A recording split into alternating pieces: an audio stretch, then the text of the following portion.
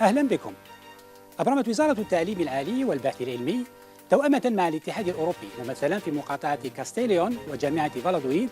الهدف منها دعم المناهج البيداغوجية وكذا دعم الكفاءات البيداغوجية للأساتذة الباحثين وقدرات الحوكمة لدى مسيري المؤسسات الجامعية.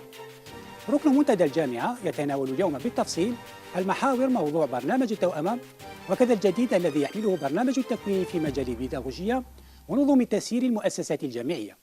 نلتقي بعد الفاصل.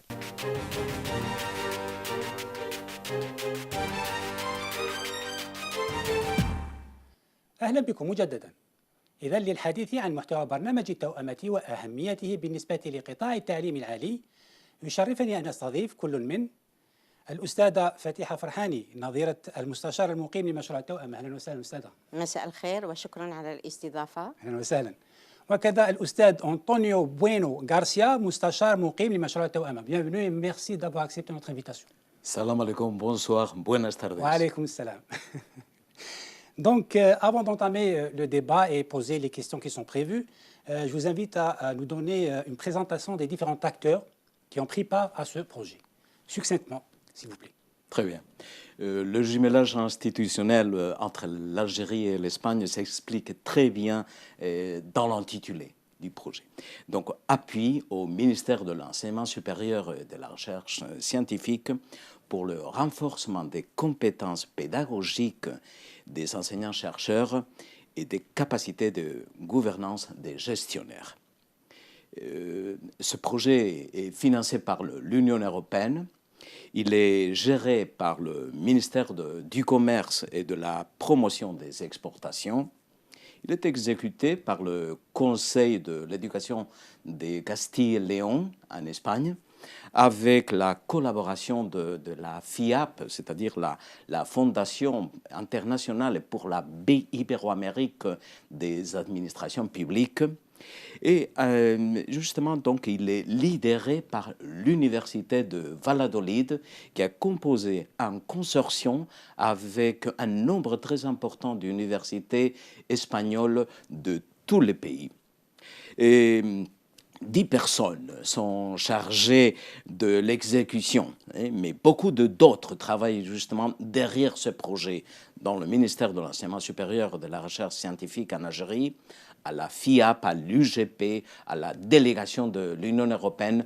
Donc, ils sont très, très nombreux, et ces exécuteurs, ces protagonistes. Et 10 personnes, en tout cas, sont chargées de l'exécution en direct. Et dans l'équipe espagnole, je dois nommer la chef de notre projet, Madame Pilar Garcés, le Sergi, enfin moi-même, Antonio Bueno, le responsable du volet 1, M. Bartolomé Rubia, le responsable du volet 2, Alfredo Corel, M. Alfredo Corel, le responsable, ou la responsable plutôt, du volet 3, Teresa Parra, et puis l'assistante du Sergi, Mme Guidet Selel, et l'interprète, M. Rafik Benzine. Alors, dans l'équipe de l'État algérien, nous comptons sur une chef de projet, Madame Meriem Bedjaoui, mon homologue ici présente, Madame Fatiha Farhani, le responsable du volet 1, qui est M. Zouir Gassi, et le responsable du volet 3, M.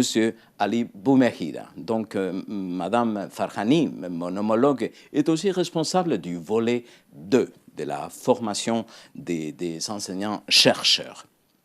Je peux vous dire, si vous permettez, que ce projet se déroule depuis le mois de septembre 2019. Oui, je crois qu'il dure 30 mois, c'est ça? 30 mois, mais on va demander justement la prolongation. On va y revenir. Voilà. Donc, نبداو الأسئلة أستاذة فرحاني. Donc, honneur aux dames, comme on dit.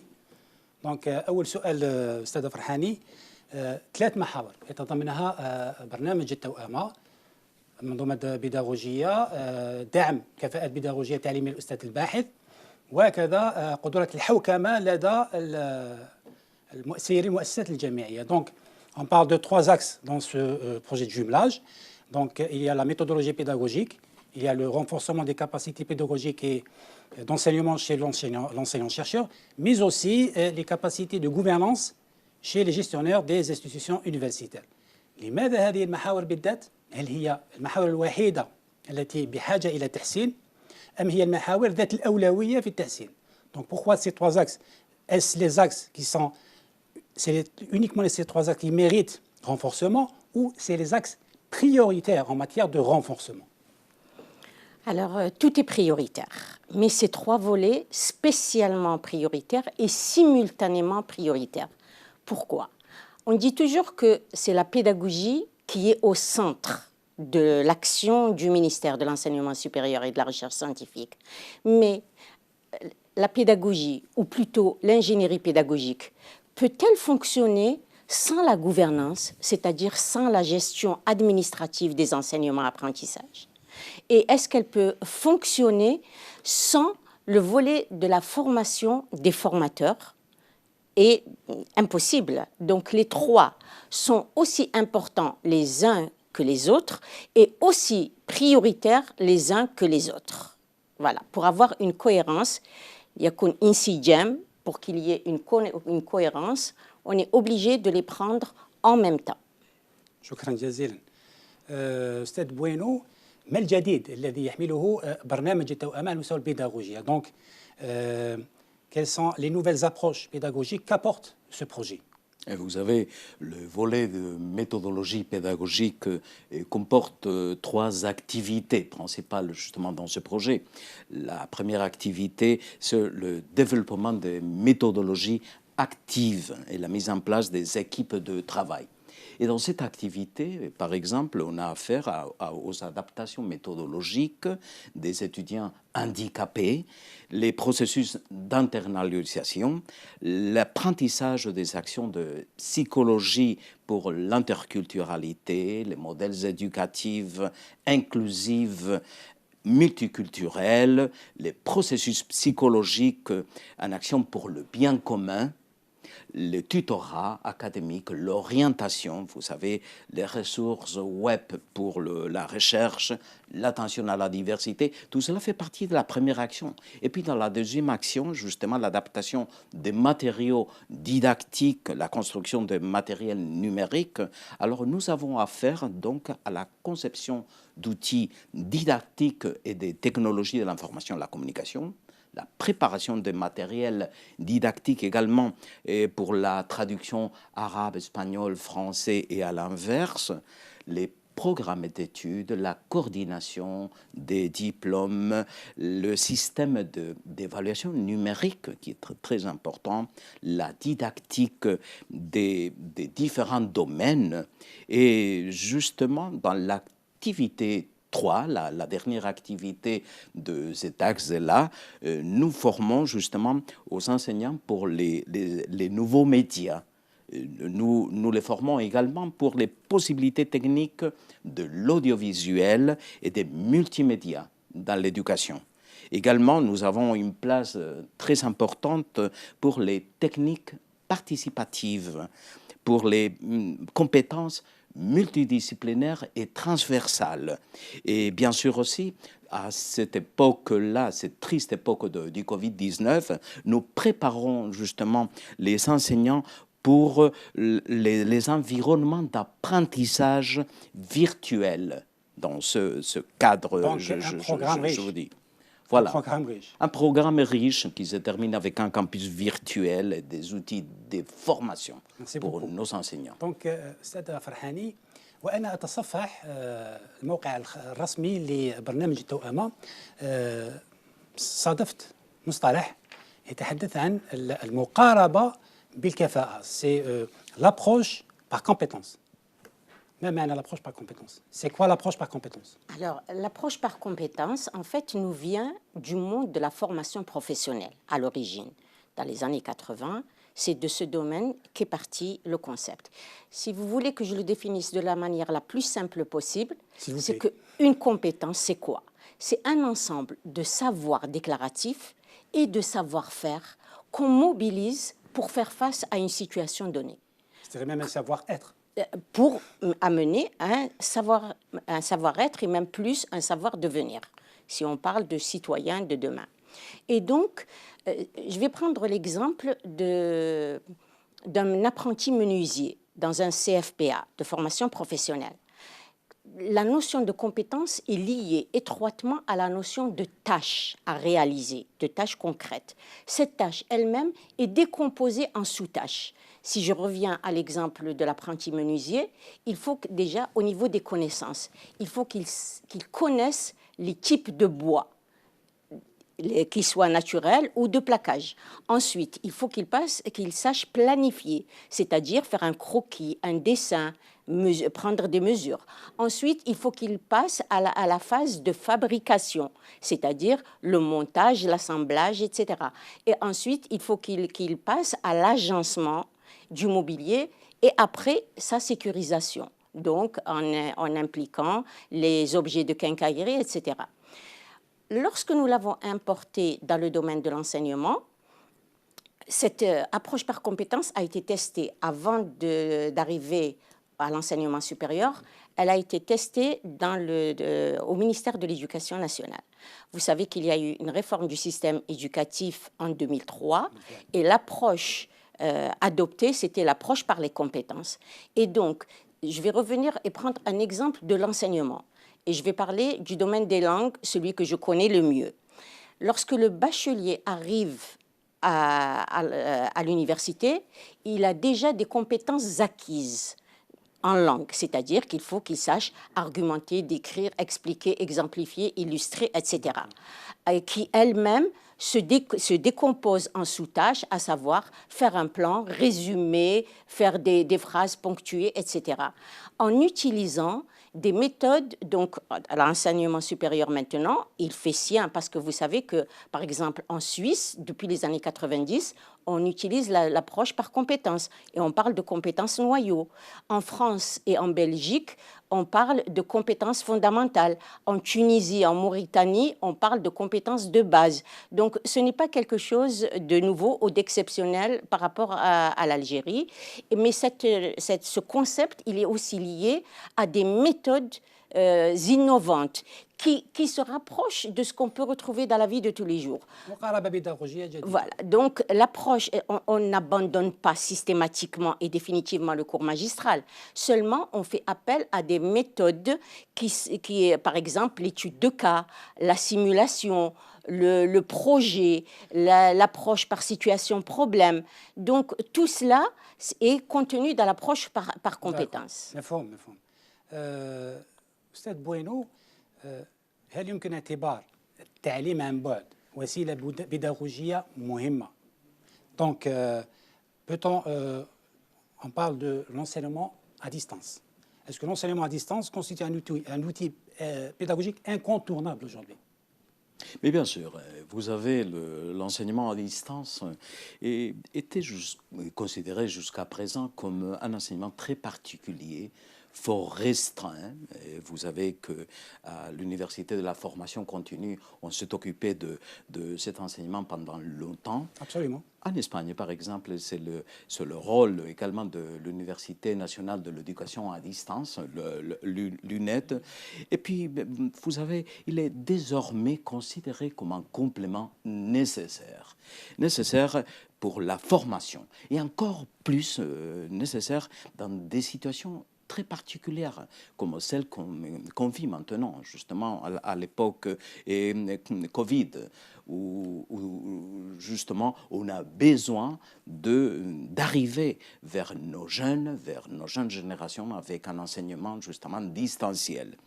Eh bien, vous savez que l'Algérie ainsi que l'Espagne, nous avons un problème important des territoires très dispersés. Vous, beaucoup plus que nous.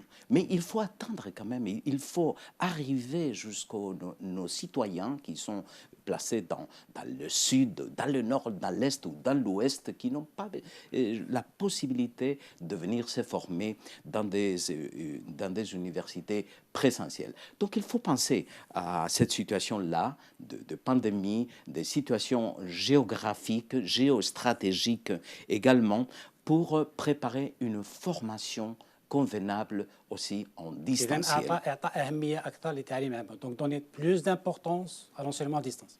Justement. Et en plus, vous savez, donc on est à l'époque de l'internationalisation. Alors, si l'on veut faire des diplômes conjoints, si l'on veut faire des collaborations et des coopérations avec l'extérieur, il faut compter sur cet outil. C'est nécessaire. Donc, et puis je voudrais vous dire, notre projet était considéré à la base comme un projet présentiel, avec une formation en présentiel. À partir d'un moment déterminé, à cause de cette crise de J'imagine Covid, avec le Covid, vous êtes donc on a passé dû à tout changer.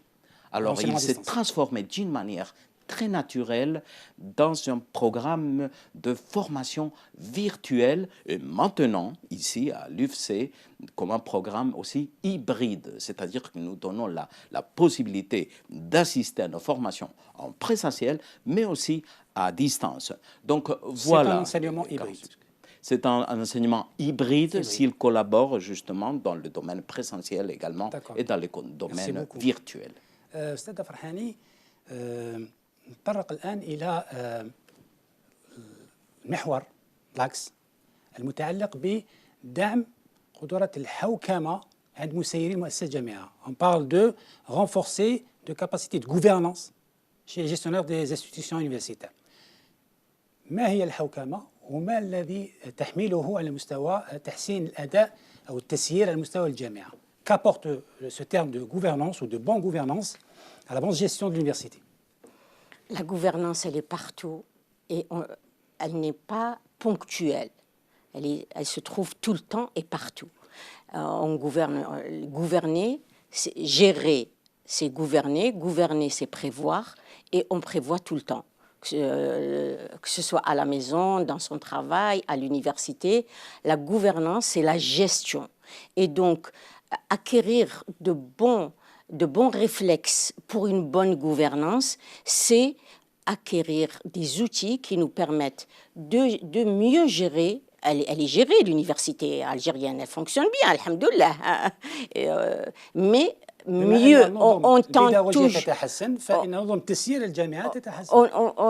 On tend toujours vers ce qu'il y a de mieux, vers ce qui est meilleur, et donc mieux gérer, c'est pour mieux produire, parce que l'étudiant, c'est un extrait de l'université, donc on peut le considérer comme un produit, et ce produit, pour être performant, il faut qu'il y ait l'adéquation entre une bonne gouvernance, une bonne formation, utilisant les bons outils.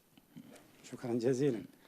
أستاذ بوينو، كيف كان التنظيم على مستوى التعليم في إطار التوأمة؟ C'est-à-dire quelles ont été les modalités d'organisation des sessions de formation? Comment ça a été organisé? C'était des cours magistraux, c'était de il y avait une participation des candidats en présentiel. Bon, vous avez dit que c'était hybride à un certain moment. Voilà. Oui, oui. Donc la formation a été faite de manière très différenciée. Tout d'abord, elle a été justement faite au sein du ministère de l'Enseignement supérieur, la recherche scientifique. Là, on a fait des formations en présentiel. Après, on est passé donc au CERIST, où l'on a continué justement à faire cette formation en présentiel avec les experts espagnols et les participants algériens. Et puis à un moment déterminé, donc on est passé, comme je vous avais expliqué tout à l'heure, à l'enseignement hybride. Eh bien, comment ça se passe? Ça se passe avec un dialogue franc et direct entre les experts espagnols et les participants algériens, mais dans une ambiance de convivialité parfaite. Vous savez, les experts ne sont pas ici justement pour enseigner, pour imposer des méthodes. Non, aucunement. Ils sont justement ici pour partager les expériences avec les collègues algériens. Mais et si ça, vous c'est très permettez, important. est-ce que les modalités d'organisation, est-ce que c'était des cours magistraux uniquement, c'était interactif, c'est-à-dire il y a eu des ateliers, il y a eu des travaux dirigés? Tout à fait, tout à fait. C'est-à-dire il s'agit justement d'une formation qui part à la base avec une une exposition technique des différents domaines, mais qui passe très vite justement à l'interaction avec les participants, donc qui vont se réunir dans de petits groupes ou dans des grands groupes pour faire la formation pratique, pour permettre justement le débat, l'approfondissement dans des sujets bien différents entre tous. Donc on a affaire justement à, si vous voulez, à cette petite partie de cours magistraux, si vous permettez. Je n'aime pas beaucoup parler de cours magistraux quand il s'agit des collègues et qui partagent tout le temps. Mais il y a un temps justement qui est prévu pour l'action des experts. Voilà. Et puis, il y a un temps qui est prévu justement pour la réaction des participants algériens qui maîtrisent très bien le domaine, mais qui n'ont pas calculé peut-être certaines choses ou qui n'ont pas l'aperçu qu'on a vu de l'autre côté de la Méditerranée. Et c'est ça qu'on partage, évidemment. أستاذة فرحاني، برامج توأمة هذه أكيد أنها مهمة، تمكننا من تبادل خبرات، ولكن هل على المستوى المحلي هناك جهود على مستوى تطوير البيداغوجيات أو تحسين البيداغوجيات؟ Je posais la question maintenant au sujet de... Je disais que l'échange, ces projets de jumelage étaient intéressants, ça permettait de s'imprégner d'autres expériences, mais est-ce que localement, il y a des efforts en matière de développement d'outils pédagogiques, de pédagogie, d'amélioration du système pédagogique? Oui, bien sûr. Et le terme jumelage montre bien la parité. On n'est pas là, c'est-à-dire que les participants algériens ne sont pas là en tant que récepteurs uniquement. Ils sont acteurs dans cette formation. Comme l'a expliqué Antonio, il y a donc une présentation qui est faite par, nous on l'appelle expert espagnol, mais c'est un enseignant, c'est un collègue. Parmi les participants, il y a des professeurs des universités. Et donc, c'est pour ça qu'il y a, que Antonio a eu raison de parler d'échange, dans la mesure où l'échange se fait donc à la fois de manière latérale, parce que pendant la communication, il y a le chat et les collègues algériens échangent leurs expériences via le chat. Et il y a aussi le forum qui nous permet aussi de discuter entre nous. Ce projet, ce qu'il a eu de formidable, je trouve, c'est qu'il a donné la possibilité aux collègues de différentes universités. On va y arriver. D'accord. Ce qui est de l'appréciation concernant cette formation. D'accord. Donc... mais si vous permettez, oui, s'il vous plaît, juste que je allez-y. termine sur cela, c'est-à-dire que comme on ne parle pas d'ex nihilo, l'échange avec les Espagnols se fait d'égal à égal. Et les Espagnols ne montrent jamais une attitude paternaliste, de détenteur de savoir.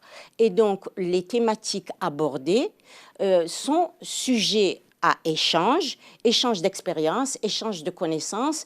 Et les collègues bénéficiaires sont aussi dans une dynamique de partage interuniversitaire algérienne. En parlant de participants, je crois qu'il y a eu 1700 candidats concernés par cette formation. Sur quelle base cette sélection a été opérée et qu'en est-il du reste du corps professoral? Donc, ما هي تم تكوين 1700 باحث أستاذ باحث. Jusqu'à présent, parce qu'il y en aura Ça encore. continue, c'est moi. ما هو معيار انتقاء 1700 باحث وماذا عن بقية الأساتذة؟ هل يستفيدون من برامج تكوينية أخرى أو كاين طرق أخرى لإيصال الجديد في مجال البيداغوجيا؟ Alors, la philosophie du programme de jumelage, c'est qu'il va donner suite à un essaimage, une démultiplication. On prend l'exemple. Lorsqu'on était en présentiel, 40 enseignants venus de toutes les universités algériennes étaient présents, dans l'idée qu'une fois qu'ils ont regagné leur université, ils partagent, ils mutualisent ce qu'ils auront acquis ou développé ou renforcé avec leurs collègues déjà, ou avec les collègues des autres universités. On est donc dans un but d'effet boule de neige. avec la formation à distance suite à la pandémie et le confinement qui s'en est suivi, à chaque session, Antonio peut rectifier si j'ai tort, parfois on a jusqu'à 250 participants par formation, par session. Et donc, si vous multipliez les 250 qui assistent et qui vont démultiplier, s'ils ne démultiplient qu'à 10 personnes, regardez ce que ça va donner. Déjà, ça va donner 2500. Et après, donc, c'est tous les enseignants et tous les gouvernants de l'université algérienne qui devraient être touchés à court, moyen ou long terme par les effets de ce projet. أستاذ بوينو، برنامج توأمة هو كذلك أكثر من 150 مؤطر. Le programme de jumelage, c'est aussi 150, on va parler de consultants. Oui, tout à fait. Enfin, près de 150, exactement 154 experts qui sont choisis justement pour leur connaissance dans le domaine.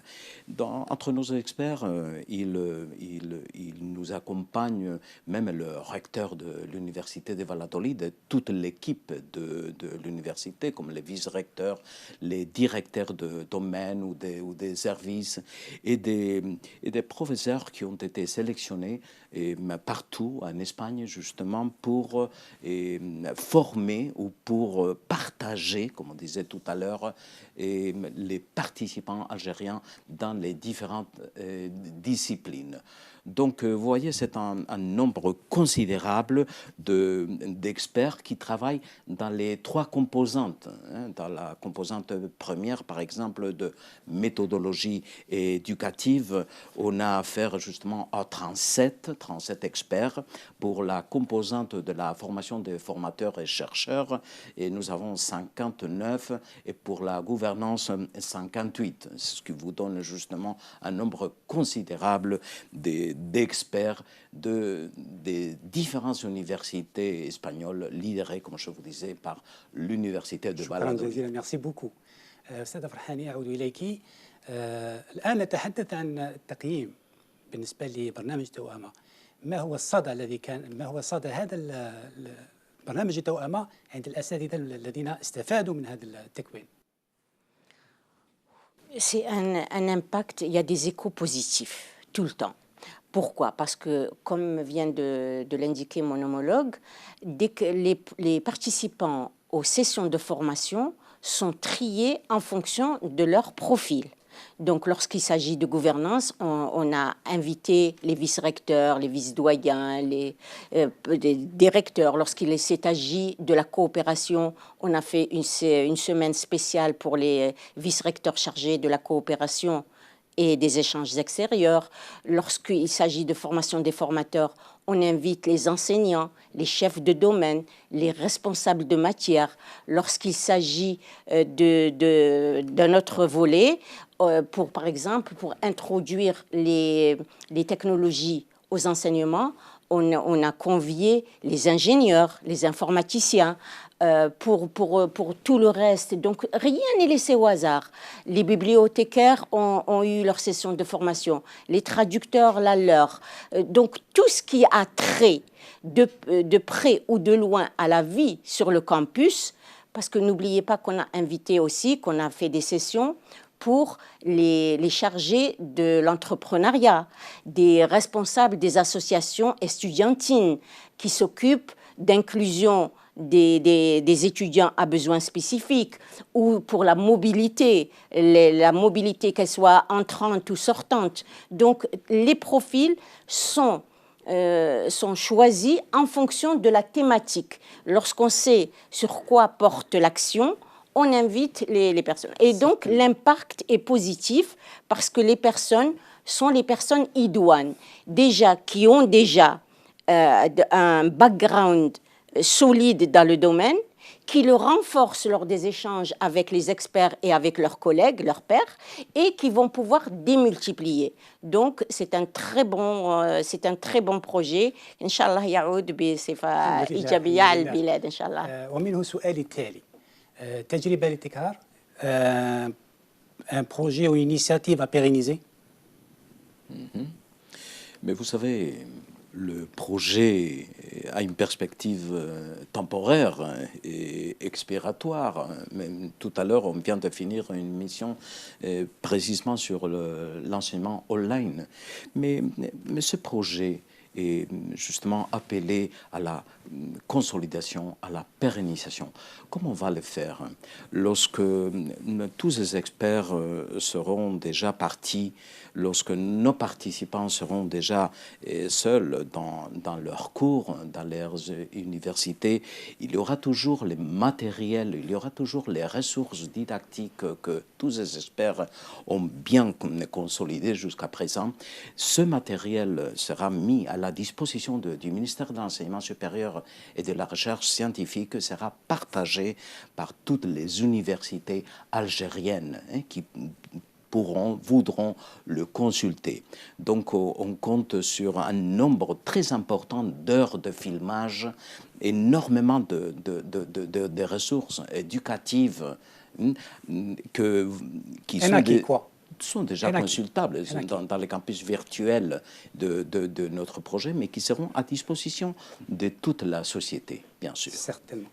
أستاذ فرحاني، هل من برامج توأمة مبرمجة في الآفاق لتناول محاور أخرى تحتاج هي كذلك إلى دعم؟ Si vous voulez, avant de répondre à votre question, si je pouvais ajouter quelque chose à ce que vient de dire mon homologue. Et le rôle de l'université de la formation continue est primordial, dans la mesure où vous savez bien que l'université de la formation continue héberge la plateforme de formation. Et donc, tous les contenus, pas seulement les contenus donnés par les experts espagnols, parce que vous savez qu'il y a eu des activités de réaliser et par les enseignants. Il a parlé donc dans l'organisation, que ce soit des activités individuelles ou des activités en binôme ou en groupe, sont déposées. D'où ma question tout à l'heure de est-ce qu'il y a eu des travaux dirigés, etc. Oui, eh ben exactement. Donc normalement, chaque session se terminait par une tâche qu'on rapporte à la compétence. Rappelez-vous que la compétence se concrétise à travers une tâche. Et donc tous ces travaux qui ont été réalisés et qui sont déposés, qui sont au niveau de l'UFC à travers sa plateforme, seront mis sous forme de disque dur externe ou de flash disk et remis à chaque structure relevant de l'université, du ministère de l'Enseignement supérieur et de la recherche scientifique. Donc ce capital matériel et immatériel de connaissances et de compétences acquises sera donc partagé et mutualisé.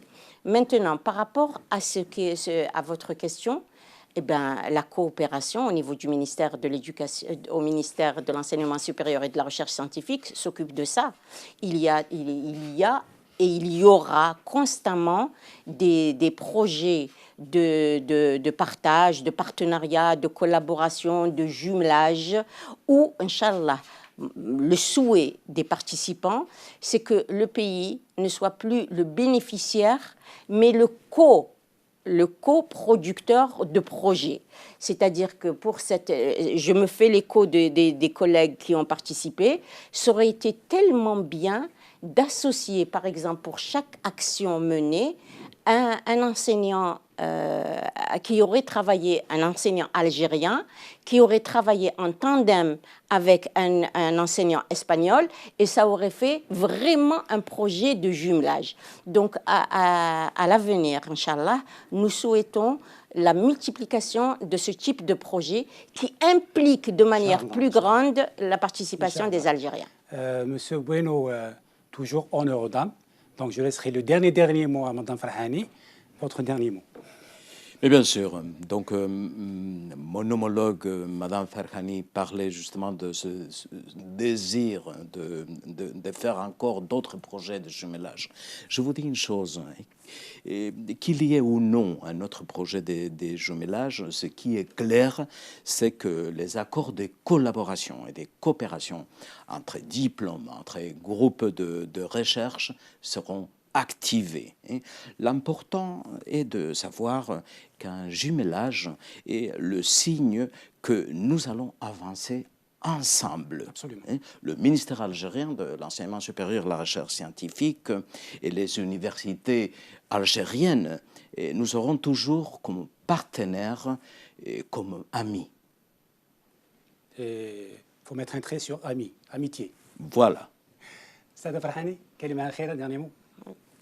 Alors, mon dernier mot, c'est que nous avons du plaisir et nous aurons toujours du plaisir à collaborer avec nos voisins et néanmoins amis, les Espagnols, qui sont, donc, comme leur nom l'indique, leur appartenance géographique à un pays européen, mais qui est dans le partage et dans la générosité. Donc, à aucun moment, nous nous sommes sentis en posture de receveur seulement, de récepteur. Donc c'est cette image de partage et de mutualisation qui va pousser le ministère de l'Enseignement supérieur à initier d'autres projets de co-tutelle de recherche pour les doctorats et les masters par exemple, de diplômes communs et, Inch'Allah, pour une meilleure prise en charge pédagogique et humaine. Voilà. Ah oui, c'est très important. Sur le plan humain, ça a été aussi d'une très grande richesse de collaborer avec eux. Merci beaucoup. مشاهدينا إلى هنا نأتي إلى نهاية هذه الحصة إلى أن نلقاكم في عدد آخر وموضوع جديد. دمتم في رعاية الله وحفظه والسلام عليكم ورحمة الله تعالى وبركاته.